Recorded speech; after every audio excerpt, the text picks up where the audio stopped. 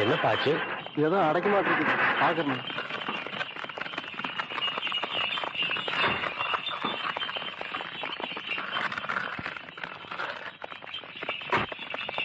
தம்பி தம்பி, கொஞ்சம் வண்டியை நிறுத்துங்க.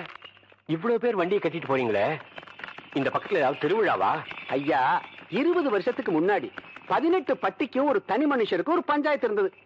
அது தீர்ப்பாகாமலே நின்னு போச்சு. அந்த பழைய வழக்க இன்னைக்கு விசாரிச்சு தீர்ப்பு சொல்ல போறாங்க. அதை தெரிஞ்சுக்கத்தான் 18 பட்டி ஜனங்களும் இன்னைக்கு வண்டி கட்டி போயிட்டு இருக்கோம். ஆமா, அதை தீர்த்து வைக்க போறது யாரு? இது கூட தெரியாதுங்களா? பெரிய கவுண்டரோட மகன் சின்ன கவுண்டரு.